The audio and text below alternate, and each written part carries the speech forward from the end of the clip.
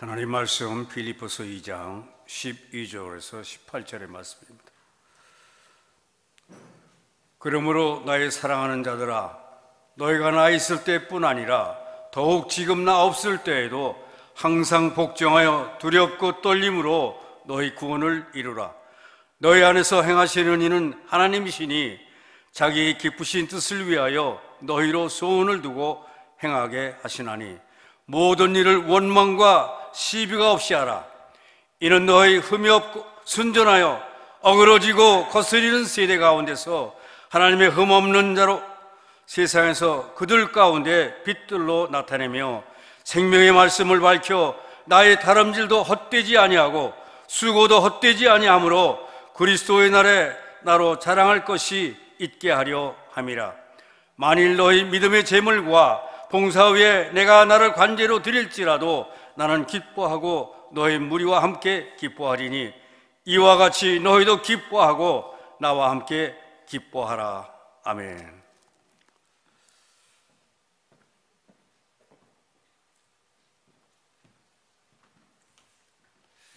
할렐루야. 오늘도 살아계신 하나님을 찬양하고 경배합니다.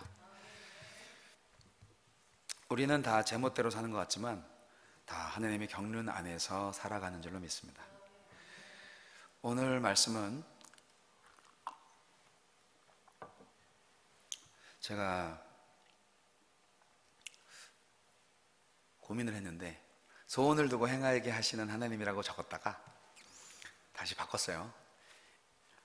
다 같이 한번 읽어볼까요? 위에 세 줄 시작. 이루라, 행하라, 기뻐하라. 네, 이 말씀. 뭘 이루어야 될까요? 네, 제가 주보에다가 간단하게 써놨는데 뭐를 이루어야 될까요? 글쎄요, 들어봐야 알죠. 네, 보면 압니다. 네, 여러분, 옥중에서 믿음의 자녀들에게 빌립보 교회 성도들한테 권면하고 있는 바울 사도는 그 빌립보 교회가 항상 두렵고 떨리는 마음으로 스스로의 구원을 이루기 위해서 힘써달라, 그렇게 말씀하고 계십니다. 좀 이상하죠? 구원을 이루어 가래요. 구원을 이루어 가라고? 아니, 그럼 구원을 안 받았나? 우리가 구원 받았는데 또 구원을 이루라네, 어떻게 하라는 얘기지? 라고 생각할 수도 있습니다. 근데 사실상 구원에 여러 가지 속성이 있어요. 그래서 구원이라는 것이 그냥 달랑 예수 믿고 구원 받으면 땡이라는 구원이 아닙니다. 어떻게 보면 구원이라는 것은 계속 이루어 가야만 하는 그런 것이 바로 구원입니다. 좀 헷갈리시죠? 에베소 교인들한테 편지를 쓸 때는 이 에베소 교인들이 구원 확신이 없었던 것 같아요. 그래서 야, 너희들을 창세전에 택하셨죠. 그래서 이제 구원의 확신에 대해서 확실하게 선택하셨다니까, 예정하셨다니까, 너희들의 구원을. 그렇게 너희가 은혜로, 그 믿음으로 말미암아 구원을 받은 거다, 그렇게 이제 아주 믿음의 은혜의 구원을 말씀하셨잖아요. 에베소서 2장 8절 9절 말씀처럼. 그런데 빌립보 교회는 에베소 교회보다는 조금 수준이 높은 것 같아요. 그래서 여기서 말하는 구원은 에베소 교회 교인들한테 말했던 구원이 아니라 성화의 구원을 말하는 것입니다. 성화. 예수님을 닮아가는 거죠. 우리가 구원받은 그 이후의 삶이 아주 개판인 사람들 너무 많잖아요. 그래서 그런 분들한테도 적용되는 말씀인데, 빌립보 교회는 이렇게 강아지 놀이터는 아니고 뭔가 좀 약간의 불화가 있었기 때문에, 그래서 그렇게 좀 구원을 이루어 가는데 어떻게 이루어 가야 되냐? 두렵고 떨리는 마음으로 이루어 가라, 그렇게 말씀하셨어요. 이 말씀은 구원을 이루어가는 방법이 바로 어떤 것이냐면 하나님의 계획과 명령에 늘 순종하는 것이다 라는 것을 말씀하는 것입니다. 하나님을 경외하고 전적으로 의뢰하는 마음이 먼저 필요합니다. 아까 말씀드렸던 대로 우리가 첫 번째 구원, 거듭남이라는 것은 인간의 노력으로는 되지 않습니다. 오직 예수 그리스도를 믿음으로써만 가능하기 때문에 본문에서 바울은 이미 구원을 얻고 새로운 피조물이 된 빌립보 교인들한테는 좀 다르게 얘기하고 있습니다. 빌립보 교인들은 이미 구원을 받은 사람들이었기 때문에, 하지만 구원 그 이후 날마다 그리스도를 닮아가는, 그리고 닮아가면서 거룩하고 흠없는 자가 되기를 간절히 바라는 마음에서 이러한 교훈을 한 것입니다. 그러니까 그리스도인들도 수준이 있어요. 그 단계가 있어요. 여러분, 초등학교가 있으면 중학교가 있고, 중학교가 있으면 고등학교가 있고, 고등학교가 있으면 대학교가 있고, 인생의 단계도 있어요. 어린아이, 청소년, 청년, 그리고 장성한 자. 영적 인생에는 장성한 자가 끝이에요. 영생이니까. 육신의 일생에는 탄생, 갓난아이, 그리고 청소년, 청년, 장년, 중년, 노년, 사망, 이렇게 되지만 영적인 일생에는 처음에는 거듭남, 출생은 똑같죠. 그리고 갓난아이 때가 있어요. 말씀, 신령한 젖을 사모해야 되는 그때가 있어요. 그리고 청소년기, 청년기, 장년, 중년, 중년까지만 가시면 돼. 성숙한 자로 영원히 가는 것이 바로 우리 영적 일생의 단계입니다. 아멘. 그렇기 때문에 빌립보 교인들은 조금 수준이 좀 있어서 그 다음 단계, 어떻게? 날마다 그리스도를 닮아서 거룩하고 흠없는 자가 되라. 우리 하늘의 교회처럼. 할렐루야. 구원 그 이후에 날마다 그리스도를 닮아가는 것이 구원받은 자의 사명입니다. 여기에는 좀 우리의 노력이 필요한 거예요. 거듭남의 구원은 하나님의 전적인 선택과 은혜로 된 것입니다. 그 믿음 역시 주님이 주신 믿음이에요. 이해할 수 없죠. 그냥 믿으셔야 돼. 이건 구원의 신비는 그냥 믿으세요. 그런데 두 번째, 이 구원을 이루라는 이거는 우리가 좀 노력해야 됩니다. 우리가 노력을 하든지 안 하든지에 달려 있습니다. 그리고 또 한 가지는 오늘 본문 말씀을 잘 살펴보시면 구원과 이 성화의 구원이 내 개인에 해당되는 것만은 아니라는 것을 알게 되실 것입니다. 구원에 있어서 개인과 교회는 절대 떨어질래야 떨어질 수 없는 불가분의 관계에 있습니다. 그리스도인은 구원의 완성을 향해서 평생을 계속 달려가야 되고요, 성숙해 가셔야 되고요, 그리고 다른 그리스도인들과 함께 협력해서 나가야 합니다. 오늘 2장 13절 말씀에 너희 안에서 행하시는 이는 하나님이시니 자기의 기쁘신 뜻을 위하여 너희의 소원을 두고 행하게 하시나니. 이 말씀 오늘 저에게 아주 와닿았던 말씀인데, 행하시는, 이것은 에네르곤이라고 하나님께서 진정한 힘을 부여하셔서 우리의 결심과 소원까지도 인도하시는 것을 나타내는 말입니다. 그러면 소원도, 우리는 꿈도 못 꾸나? 하나님이 꿈 다 꿔주네? 그렇게 생각하실 수도 있는데, 하나님께서 우리에게 주시는 선한 꿈이 있어요. 그래서 그 꿈을 우리 안에 두게 하셔서 우리로 하여금 그 꿈을 이루게 하신다는 거예요. 이것을 오해하시면 안 되고요, 이것이 인간의 자유의지나 책임적 선택을 무시하는 것이 결코 아닙니다. 하나님은 일의 계획과 성취에 있어서 그 모든 것을 인도하시되 강제적인 방법이나 수단으로 하지는 않으십니다. 이런 하나님의 이 주권적인 인생 간섭, 인생 개입이 결코 그리스도인의 인격을 손상시키지는 않습니다.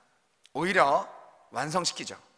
이것은 역시 첫 번째 구원과 마찬가지로 이해할 수 없는 신비스러운 일이지만 바울과 성경이 명백히 증거하는 교훈입니다. 그래서 여러분과 저의 안에 하나님께서 소원을 두셨어요. 소원이 뭔가요? 3초 안에 나오셔야 진짜 소원이 나오는데, 여러분 꿈이 뭡니까? 자매님 꿈이 뭔가요? 형제님 꿈이 뭔가요? 3초 안에 딱 떠오르세요? 그게 진짜 여러분의 꿈이고, 3초 안에 안 나오면 꿈이 없는 존재, 비전이 없는 백성은 어떻게 된다고요? 망한다고. 망하시면 안 되니까 빨리 하나님의 꿈을 찾으시기 바랍니다. 하나님 다 꿈을 주셨어요. 그걸 찾으셔야 돼. 그리고 또 어떻게 행하게 돼야 되느냐라고 교훈 주실 때 2장 14절 말씀처럼 모든 일을 원망과 시비가 없게 하라. 이 원망은 뭔가요? 투덜투덜되는 불평을 의미하고요. 제가 대학 다닐 때 투덜이 별명을 가진 후배가 있었어요. 말만 했다 하면 투덜투덜, 입만 열었다 하면 투덜투덜. 그래서 그 형제는 투덜이라고 지금도 목회 잘 하는 걸로 알고 있는데 여하튼 투덜하면서 목회할 수 있죠. 그리고 이제 시비는, 이게 시비가 좀 더 나쁜 건데, 악의가 있는 분쟁입니다. 악의가 있는 논쟁. 그러니까 이건 결국 뭐라 하면 비방하고 대적하는 걸 말하는 건데, 사소한 일을 가지고 악의 마음으로 불평하는 태도가 이제 이렇게 시비, 원망 시비. 여러분, 교회에서 원망하고 시비하는 일은 절대 없어야 되겠습니다. 입만 열었다 하면 축복하시고, 입만 열었다 하면 사랑합니다, 뭐 이렇게 해야 되는 교회 공동체 꿈꾸시기 바랍니다. 여러분, 바울은 교회 안에서 불평과 싸움이 없이 모든 일을 하나님의 의지로, 하나님의 소원을 두고 행하시는, 하나님께 순종하는 그러한 모습으로 되어지기를 권면합니다. 자, 뭘 이루라고요? 구원을 이루시라고. 구원을 이루세요. 할렐루야. 네. 두 번째, 행하라. 뭘 행해야 되지? 구원을 이루는 게 행한 게 아닌가? 맞죠? 1번과 2번은 같은 얘기예요. 근데 복음에 합당한 생활을 행하라 입니다. 복음에 합당한 생활을 하라. 아까도 말씀드렸듯이 그 삶이 어떤 삶이냐, 구원을 이루는 삶이 어떤 삶이냐, 하나님 말씀 순종하는 건데, 그래, 그 순종하는 삶이 뭐냐고요 했을 때, 세상에서, 교회 안에서와 세상에서의 삶을 얘기하고 있습니다. 우리가 교회에서 뿐만이 아니라 세상에서도 마땅히 그리스도의 복음에 합당하게 생활해야 한다는 것이죠. 구체적으로 말해서 그리스도인들은 이 삐뚤어지고 왜곡된 어그러진 이 세대, 이 세상 속에 빛으로 나타나야 합니다. 여러분, 그리스도인들이 하나님 앞에서 흠과 티가 없는 순전한 모습으로 서 있으면 세상 사람들도 알아요. 저 교회가 참 흠없고 순전한 교회다, 정직한 교회다, 때묻지 않았어, purified, 발음은 좀 안 좋지만 이런 정말 순수한 이런 교회, 그것을 세상 사람들이 인정할 수 있어야 합니다. 초대교회는 그랬거든요. 그러니까 생명력이 있었죠. 그러니까 그 엄청난 나라 로마를 정복했잖아요. 로마를 국교로 만들어버렸잖아요, 기독교를. 우리가 이 영적으로 흑암에 둘러싸인 이 세상, 갈 방향을 모르고 있는 잃어버린 영혼들한테 광명의 천사가 되어야 됩니다. 물론 광명의 천사로 가장한 사단이 아니고 실제 광명을 줄 수 있는 빛의 천사가 되어야 합니다. 여러분은 여러분들이 살고 있는 직장, 사회, 가정에서 빛의 천사가 되고 계십니까? 아니면 계속 어두움을 좋아하셔서 창고 뒤로 지하로 이런 데로 숨어 다니시나요? 뒷골목으로? 그러지 마시고 앞에서 빛으로 나타나시기 바랍니다. 여러분, 그리고 그렇게 하기 위해서는 우리 힘으로 안 되죠, 당연히. 그래서 그 빛은 그리스도의 빛으로 가능한데, 그야말로 생명의 빛, 그리스도의 빛을 반사하는 빛인데, 사실 그 빛이 내 안에 계시다는 게 아주 우리 기독교의 큰 비밀이에요. 내 안에 계세요, 그리스도가. 그러니까 빛이 내 안에서 나오는 거예요. 반사는 반사인데 발광체가 내 안에 계세요. 예수 그리스도, 그분의 빛이 나타나야 됩니다. 그리고 그분의 냄새도 나타나야 되겠죠. 이게 빛을 나타내다 보니까 어둠을 좋아하는 사람들이 자꾸 빛을 꺼요. 거꾸러뜨리고 끄고 막 그래요. 그래야 자기들 어둠의 세계를 계속 유지하니까. 빛이 오면 어둠이 싹 물러가잖아요. 어두운 방 안에 들어가서 전등불 스위치 딱 키면은 확 밝아지잖아요. 어둠이 사라지잖아요. 어둠과 빛은 같이 있을 수가 없어요. 그러니까 어둠은 빛을 너무너무 싫어해. 그러니까 빛의 모습이 되면은 어떻게든 빛을 죽이려고 그렇게 이 세상 권세들이 여러 가지로 노력하고 있습니다. 꺼지면 안 되시겠죠? 당연히 꺼지지 않죠. 타오르는 불꽃, 예수 그리스도가 내 심장에 타오르고 계시기 때문에 꺼지진 않아요. 그런데 살짝 죄악이나 유혹이나 뭐 그런 걸로 살짝 가리울 수는 있어요. 이건 제 이론인데, 아무리 저 헤드라이트를 열심히 켜고 밤길을 가도 진흙탕 길에서 열심히 이렇게 진흙탕 물을 받으면 야, 이렇게 어둡냐? 내려서 다 꺼야지. 그럴 수가 있어요. 그러니까 우리가 빛이지만 그 빛이 빛의 역할을 제대로 할 수 있도록 항상 깨어 있어야 되고 말씀으로 무장해야 되고 주님 성령과 늘 동행하는 성령 충만한 상태를 유지할 수 있어야 됩니다. 바울은 여기에 그 사랑의 수고에 대한 말씀을 하고 계십니다. 결국 우리가 세상에 빛이 되고 소금이 될 수 있는 길은 사랑밖에는 없습니다. 우리가 옳은 말 해서 잘못될 수 있습니다. 침례 요한도 그 좀 도덕적으로 좀 안 좋아요 하면서 헤롯 왕을 좀 나무랬더니 사실은 그 헤로디아 그 왕비를 나무라기도 하고, 뭐 바울은 목 잘렸잖아요. 그러니까 우리가 바른 말 하면 순교할 각오를 하셔야 돼요. 그 순교하면 너무 좋겠다고 생각하지 않으세요? 빨리 하느님 앞에 갈 수 있잖아요. 저도 물론 빨리 죽고 싶지는 않습니다. 할 일이 좀 아직은 남은 것 같은데, 그러나 정말 목사로서 설교단에서 말씀 드린다면, 주님 할 수 있다면, 주님 원하신다면 당장 죽어도 여한이 없습니다. 뭐 우리 딸들 아직 시집도 안 갔고, 그리고 제 아내가 항상 당신 나랑 같은 날에 죽어야 돼? 나 놓고 먼저 가면 안 돼? 뭐 이렇게 말씀을 하시는데 괜찮습니다. 하느님의 뜻을 어쩔 겸 하느님의 뜻이라면 사나 죽으나 주님의 것입니다. 할렐루야. 항상 우리 그리스도인은 이런 마음가짐으로 살아요. 그럼 무서울 게 없잖아요. 그러면 옳은 소리 할 수 있는 거예요. 그래서 좀 불이익을 받으면 어때요? 파이어 당할 수 있죠. 직장에서 매니저한테 뭐 해가지고 뭐 그 정직하지 않으신데요, 올바로 하셔야죠. 그러면 파이어 당할 수 있어요. 계속 파이어 당할 수 있어요. 너는 이렇게 좀 세상을 모르냐, 그렇게 너는 좀 맞춰서 살아라. 하나님한테 맞추셔야죠. 괜찮아요. 하나님 다 먹이시고 입히십니다. 굶어 죽게 하지 않습니다. 가난하게 하든 부하게 하든 하나님 마음대로 하시고 하나님께서 주신 정직의 은사를 여러분 활용하시기 바랍니다. 사업도 마찬가지라고 저는 생각합니다. 모든 사람과의 관계 속에서 정직과 사랑으로 대할 때 안 되는 게 없다고 저는 믿습니다.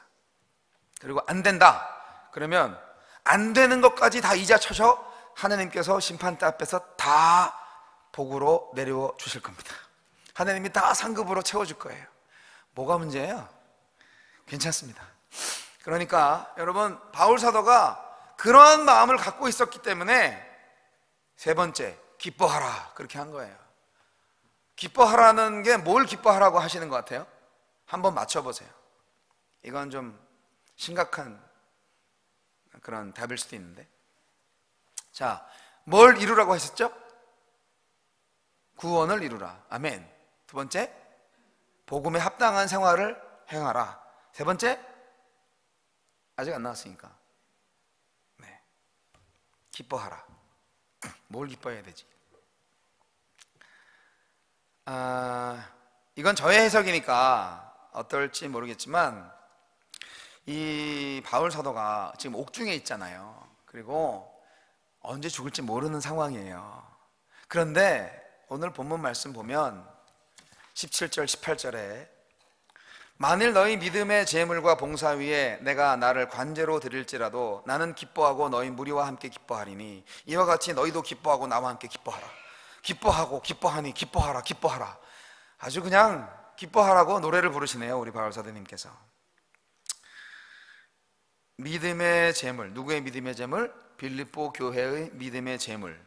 그러니까 재물이 믿음이에요. 네. 제사상 위에 돼지머리가 아니라 재물, 믿음이 있어요. 네.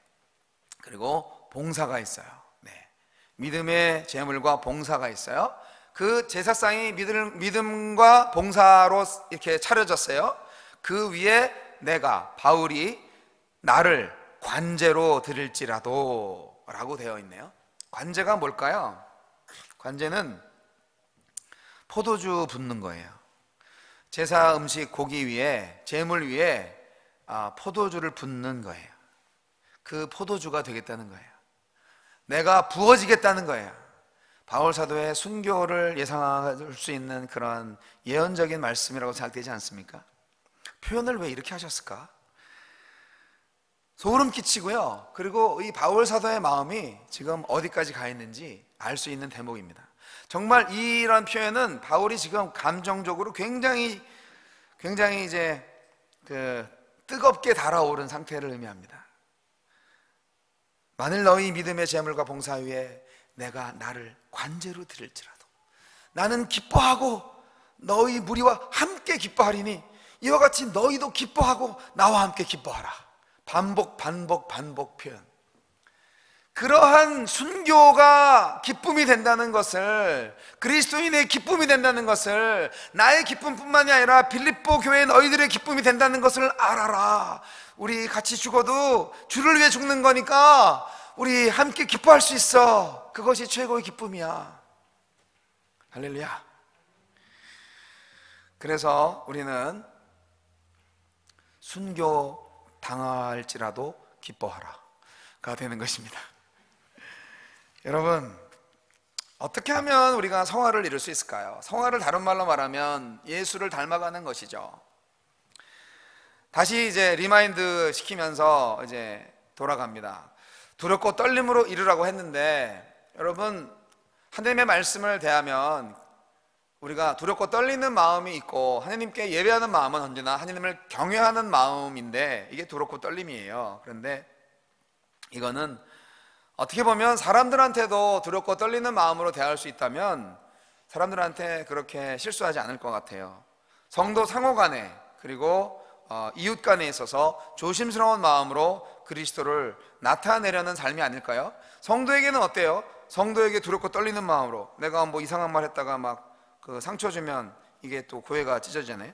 갈등이 생기잖아요. 또 어때요? 이웃한테 또 이렇게 막말하면 저분이 또 내가 또 막말한다고, 아유 예수 안 믿는다고, 내가 전도해야 되는데 교회 안 나간다고, 그렇게 또 상처받으면 안 되잖아요.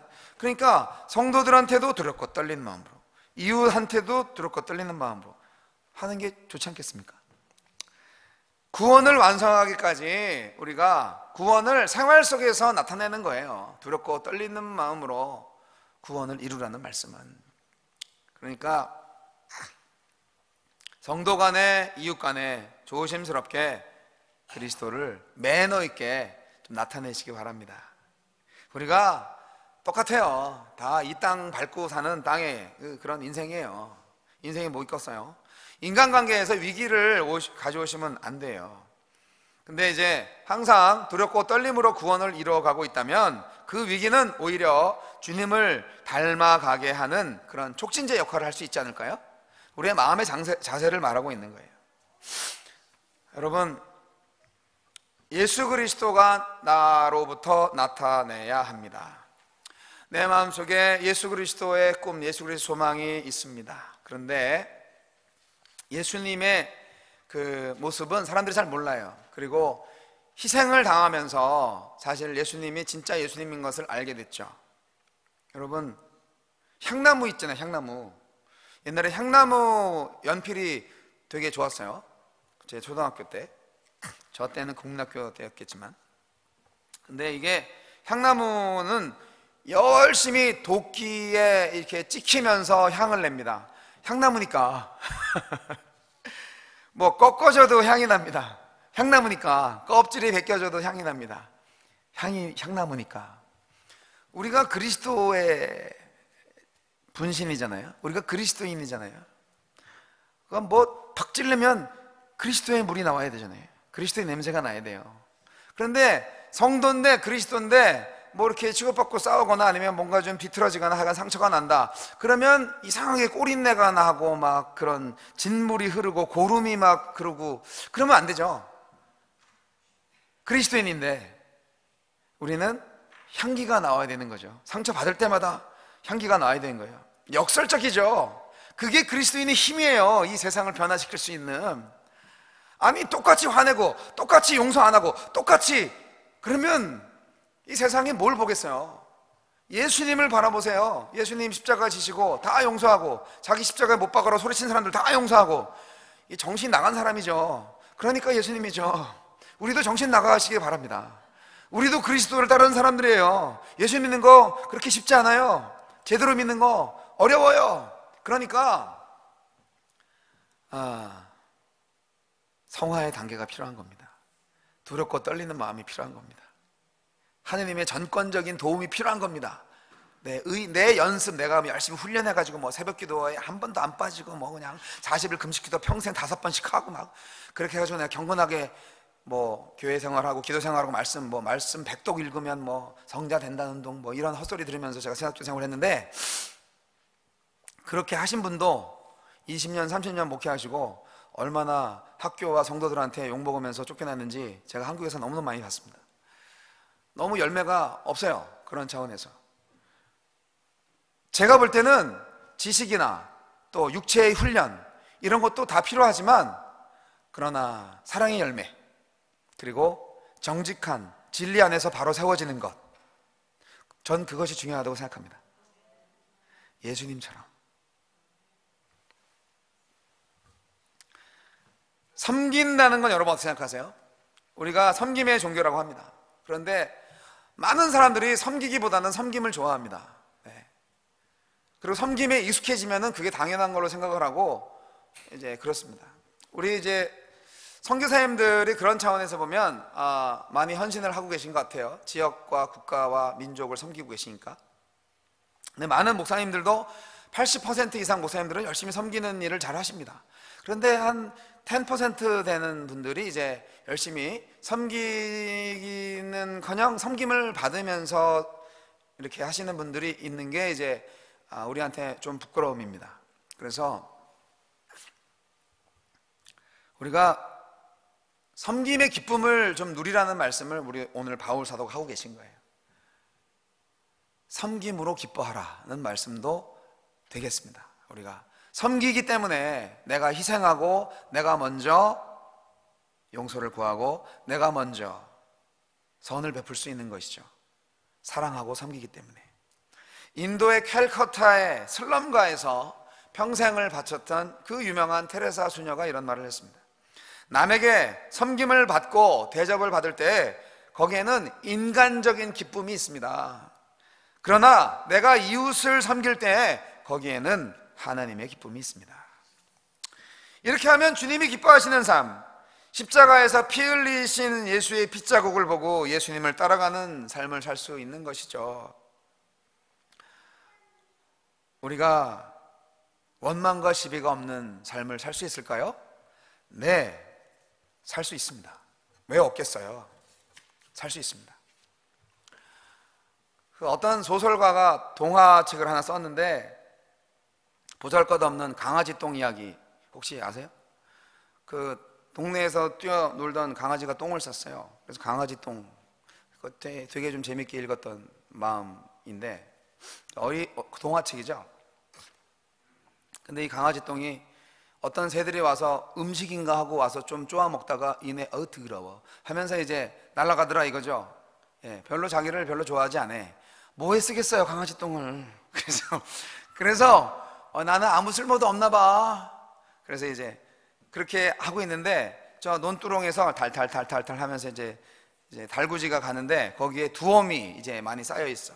그래서 그 두엄한테 이제 뭐 흙이 될 거니까 흙이 되는데 이제 흙한테 나 아무짝에도 쓸모 없는 존재야. 내가 뭘 어디에 쓸모 있겠어. 아무도 날 싫어해. 그랬을 때 그 두엄이 불쌍해. 탁 품어 안아줬어요. 그래가지고 따뜻하네. 예. 그런데 이내 다시 탈탈탈탈 가니까 툭 떨어졌지. 다시 혼자가 됐어요. 자, 계속 외로움에 있다가 어느 날 장마비가 와가지고 큰 이제 물이 홍수가 나서 다 쓸려 내려갔어요. 그래가지고 이 강아지 똥이 자기가 다 분해가 되는 것 같은 느낌이 받았고, 결국 나중에 뭔가 모르게 뭔가 좀 알콩달콩 뭉치는 게 있더니 나중에 짜잔, 자기를 통해서 민들레꽃이 하나 피어나는 거지. 그래서 민들레꽃이 하나 피어가지고 민들레꽃에 스며있는 강아지똥의 사랑, 강아지똥의 희생, 뭐 그런 얘기를 이제 동화책에서 읽은 적이 있는데, 우리가 하찮은 존재죠, 하나님 앞에서 보면. 그러나 강아지똥도 쓸모가 있잖아요. 제 아내가 민들레꽃을 좋아합니다. 도라지꽃도 좋아하지만 민들레도 좋아합니다. 여러분, 꽃을 보면 사람의 마음이 참 좋아지지 않아요? 예, 어쩜 그렇게 꽃처럼 예쁘세요? 그렇게 말씀 들으면 좋아하지 않는 여성분들 없을 텐데. 여튼 꽃은 다 좋아하는 것 같아. 그래서 그 데이트할 때요, 꽃을 안 가지고 가는 남자는 정말 바보예요. 데이트할 때는 항상 꽃을 가져가야지, 한 송이라도. 그래서 그거 참, 제가 제 딸한테는 미안한데 그 큰 딸한테 애인이 있어요. 이 친구가 중학교, 고등학교, 대학교 다 같은 학교 동문이에요. 그러니까 너무 잘하는 거지. 친구로 만났어요. 참고로 제 큰딸은 남자 친구들이 여자 친구들보다 더 많습니다. 왜냐하면 좀 남자 같아. 네, 그래가지고 뭐 교회에서 뭐 이렇게 기도회 리트릿 간다 그러면은 뭐 보니까 그 그룹이 여자는 너랑 뭐 그레이스 하나 둘밖에 없고 나머지 한 대여섯 명은 다 남자야. 그래서 야, 짝이 좀 안 맞는 것 같다. 미팅 온 것도 아니고요, 기도하고 갈 거예요. 이러고 그랬던 중학교 고등학교 시절이 있는데요. 근데 그래도 여자잖아요. 그래서 대학교 들어가 가지고 드디어 이 남자애가 사랑을 고백을 했어요. 근데 새롭지도 않아요. 뭐 7년 8년 같이 알았던 그런 친구니까. 그리고 이제 그 다음에 사랑하기로 결단을 했어요. 이제 너 애인이지? 맞아, 애인이야. 사랑을 의지로 결단하다니 참 아빠랑 좀 비슷하다 야. 그리고 나서 이제 맨날 전화하고 그러죠. 근데 교회를 너무 열심히 하는 친구라서 보고 싶다 그러면 나 피곤해, 만나자, 나 피곤해. 나 좀 보러 와, 나 피곤해, 트래픽이야. 뭐 이런 일이 너무 많았던 거예요. 그래가지고 3번, 4번, 5번 헤어지자, 그만 만나자. 그러면서 제 딸이 얼마나 속앓이를 알았던지. 최근에 다시 합쳤대요. 예. 그런데 비결이 있었어. 취직을 했어요, 이 친구가. 그래서 약간의 이제 돈이 생긴 것 같아요. 그래서 나 멀지만 좀 자주 올 수 있어. 왜냐하면 제 딸은 지금 현재 다운타운의 대학원에 다니고 있는 학생이고, 애인은 이제 남자친구는 이제 졸업하고 대학원 안 가고 직장에 취직을 한 건데, 직장이 그 대학에서는 제가 보기로는 한 50마일, 60마일 훨씬 떨어졌어요. 예. 커밍이라는 지역이라고 들었는데, 그래서 어느 날 왔대. 그 먼 거리를 왔대. 전에는 상상할 수 없었던 일이래. 예. 근데 꽃을 들고 왔대, 꽃을. 그러면서 제 딸한테 너 꽃 좋아하니? 그럼 좋아하지. 그걸 질문이라고 하냐 너는? 그랬을 때 이 친구가 한 몇 번 이렇게 버림받아 보니까 안 되겠다 싶었나 봐요. 그래서 내가 너의 책상에 꽃이 절대 시들지 않도록 해줄게. 그렇게 약속을 했다는 최근의 에피소드를 제가 듣고 되게 웃었습니다. 네. 뭐 이렇게 새길로 나가서 좀 죄송한 말씀인데, 강아지 똥 얘기하다가 왜 여기까지 나왔나 참. 하여간 그 꽃 한 송이도 어쨌든 흙과 거름을 통하여서 피어난 꽃이잖아요. 보이진 않지만. 그러니까 인생에 우리가 어떠한 존재를 할지라도, 비록 강아지 똥 같은 인생이라도 쓸모가 있는 거예요.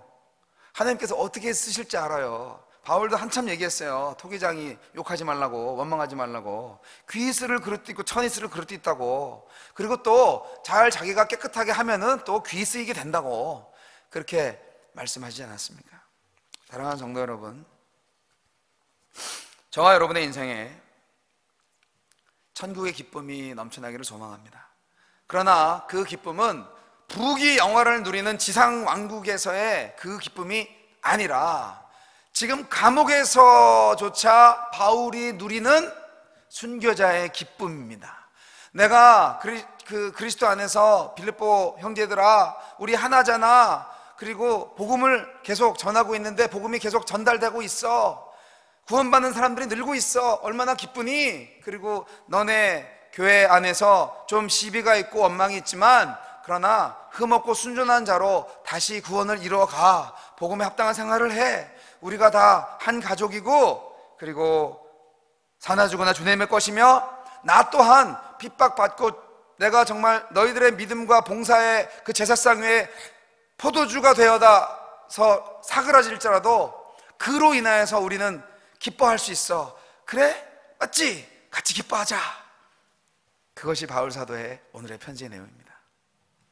오늘 시대에도 우리가 핍박을 안 받는 이유는 우리가 그리스도인의 빛을, 그리스도인의 향기를 나타내지 않기 때문일 수도 있습니다.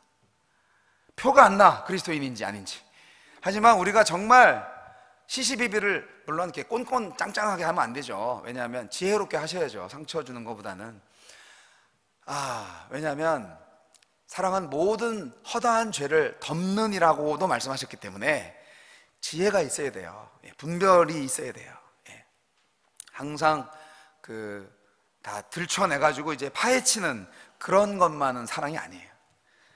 무슨 말씀인지 아실 거예요. 사랑하는 성도 여러분, 구원을 이루시기 바랍니다. 그리고 오늘도 복음에 합당한 생활을 하시기 바랍니다. 그리고 믿음과 봉사 위에 관제로 드려질지라도 빌립보 성도들의 합당한 성도의 삶을 인하여 기뻐할 수 있는 바울 사도처럼 어떠한 상황 가운데에서도 주님을 예배함으로 기쁨에 구원받은 인생을 누리시기 바랍니다. 하늘의 교회에게 주님의 기쁨이 임하셨습니다. 기도하겠습니다.